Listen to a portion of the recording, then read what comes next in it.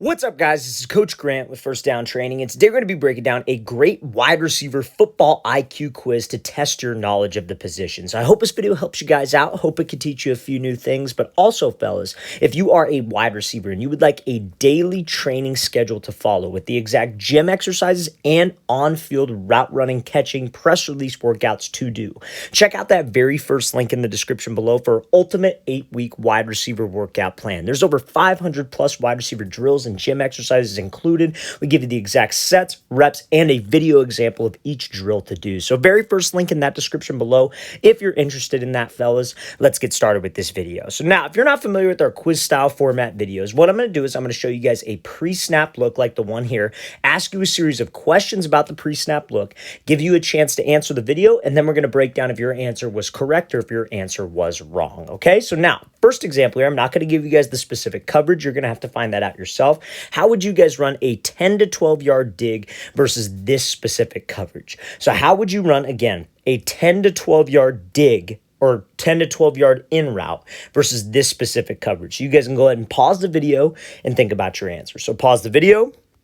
All right, let's break this thing down. So number one thing, especially if you've been watching this channel, you know this, that when we come up to the line of scrimmage or we're looking at film, we have to have a pre-snap process. So my pre-snap process is trying to identify three specific things about this DB. This is how you guys should approach every single pre-snap look that you see on film, every single pre-snap look that you see in practice. And you guys have to rep out this pre-snap process to where it's second nature and you could figure out these things in under 1 second because that's all the time that we have. So coming up to the line, we see what leverage. That's the first thing that we want to look for in this DB. What's his leverage? Is he inside leverage? Is he head up? Or is he outside leverage? So he is inside leverage in this case. An easy way to tell is if you look at his stance and your front foot as a wide receiver is down the midline of his body, that means that he is shaded to the inside. If your back foot is down the midline of his body, that means he would be shaded to the outside. So we knew he is inside leverage. Second thing I want to identify, and all of these things that we're looking to identify tells us how we can run the route. How should I structure my route? What move should I pick? What release should I do?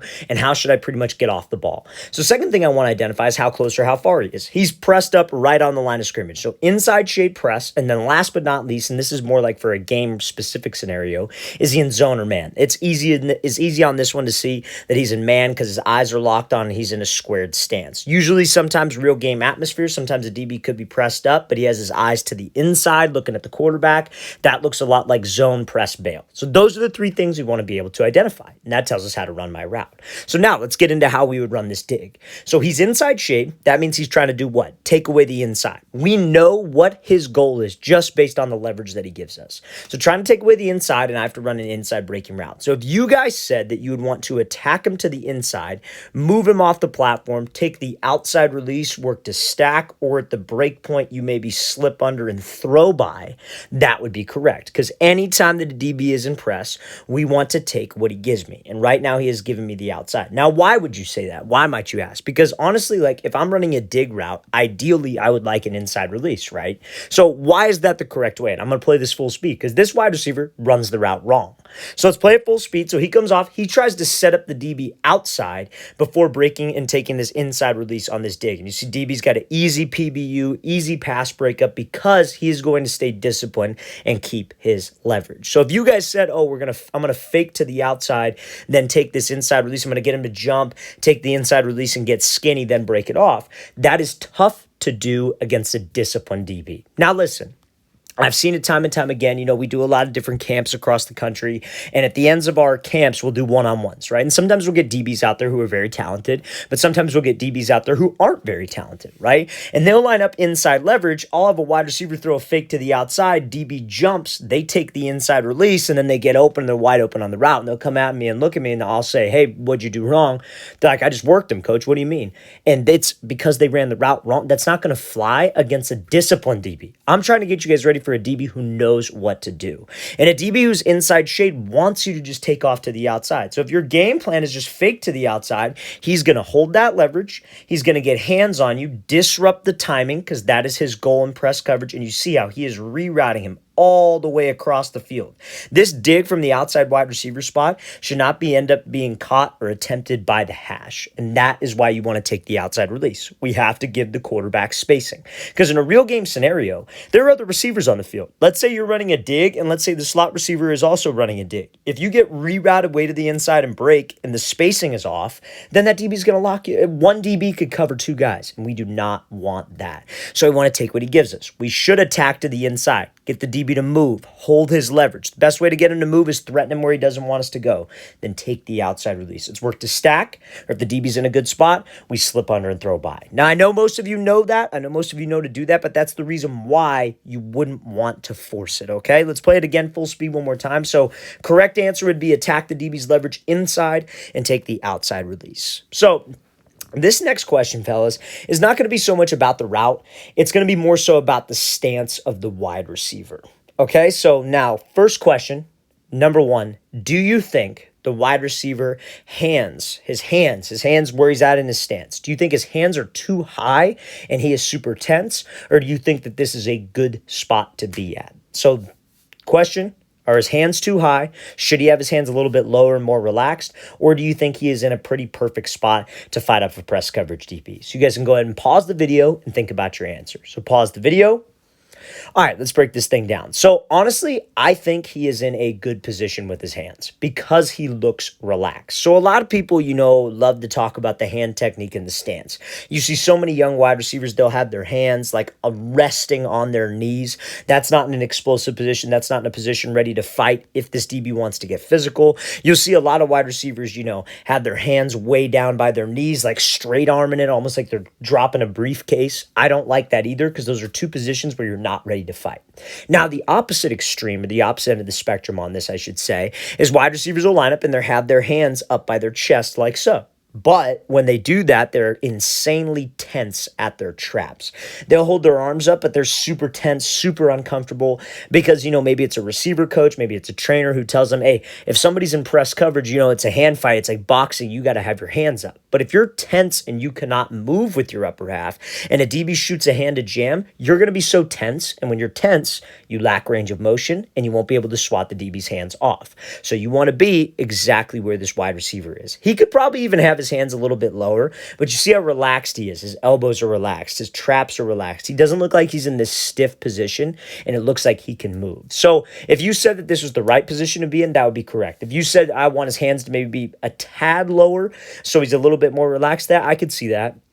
But we do not want my hands way down by my waist. And I get it. You'll see some NFL wide receivers do that, but usually when their hands are relaxed like that and low, or the Odell has the hands crossed, it's usually when it's not press coverage right up in their face. When it's press coverage in their face, we have to be ready to fight the hands, okay? So I'm going to play this full speed. Again, not too worried about the move, not too worried about the release. Just make sure that we are relaxed.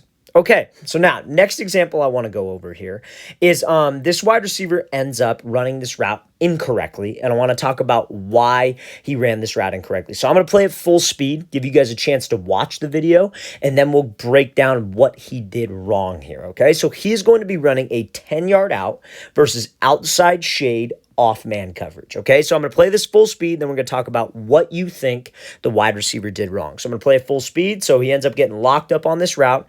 DB does a great job here making a play on this ball. So what do you think the wide receiver did wrong? I'm going to play it one more time to give you a chance to pause it. So what do you think he did wrong on this specific play? So you guys go ahead and pause the video and think about your answers. So pause the video. All right, let's break this thing down. So number one thing, we come up to the line. And I know most of you, because we've gone over this specific leverage and this specific coverage a million times on this channel, but some of you, if you're new to it, that's okay. It'll make sense. So we have outside shade off man coverage. That means that this DB is trying to prevent the 10-yard out. He's trying to prevent the corner, the comeback, the fade, anything to the outside. He wants to force everything to the inside. Because in a real game scenario, when you get this outside leverage look, chances are this DB has some kind of safety help to the inside. So if he can force this wide receiver to that safety help, be right on this wide receiver's hip, and there's a safety here, that's a very small window for the quarterback. And it's unlikely that he throws that, and that's good coverage, right? So when we have to run a route that is to the leverage, right? So he's outside shade, and I have to run an outside breaking route. My goal shouldn't be, okay, I'm going to run at him and attack him. Because we know this based on that dig example that we talked about. If you attack a DB's leverage, what is he going to do? He's going to keep his leverage. He's going to widen. So your out route's going to run right to him. Yeah, that'll fly if you have to run like a post route. You attack him, he moves outside, then you break on a post. That's a bigger window. But if we're going to be running a route to the leverage, we need to threaten the inside shoulder and inside hip because I need spacing. If your goal is just to run around this DB and he keeps his leverage, he's going to squeeze you all the way to that sideline, be right on your hip, and your quarterback's not going to have any space. So we want to attack the inside shoulder and inside hip, hopefully flipping his hips, making him think it's a fade, and then we slip underneath him, giving the quarterback plenty of room to throw me open. Now, what this wide receiver did wrong, and if you guys said that he started to slow down at the break point and take choppy steps, that would be correct. So remember, when you guys attack his inside shoulder and his inside hip, what are we trying to make the DB think we're doing? Going vertical, right? We want him to open up his hips and turn and run with us. So I have to make sure that I am selling vertical. And the three principles or the three things that you have to do to sell vertical are you have to have good body language. You have to have a good pad level, right? He comes off the ball. He's got good pad level. He's not raising up his chest. You got to make sure that you are running hard. But also you got to make sure that you are maintaining your stride. Nothing tells this DB that a break is coming more than choppy steps right before we throw a hard cut. You have to maintain your stride. You have to maintain your speed all the way to the break point. When you start to chop down and break down, DB also starts to chop down and break down, and he's going to maintain that leverage and be able to sit right there on this out route. So fellas, you have to get comfortable breaking in stride. If you guys want to get separation on certain routes and certain concepts that we talk about, you have to have that technique down of being able to cut while running in full stride, going full speed. So if that's what you guys said, that would be correct. I think any other answer would be wrong. If you said that he needs to attack his leverage, that'd be wrong. If you said that you need to attack him, work inside and stack, that would just be doing too much because this DB's already an off man. Our goal has got to get him to commit to the fade, and I can't do that with choppy steps. So let's play this full speed. Again, wide receiver, right idea. He attacked the right spot, but it's more than that, fellas. You can't just be that guy that knows how to run routes. You can't just be the guy that knows when to use certain techniques. You got to have a mixture of both. You need to have the technique and the IQ to be able to execute that technique in a live game setting or a live practice scenario. That is what ultimately makes a good route runner, especially if you're one that's not the fastest or the biggest on the team.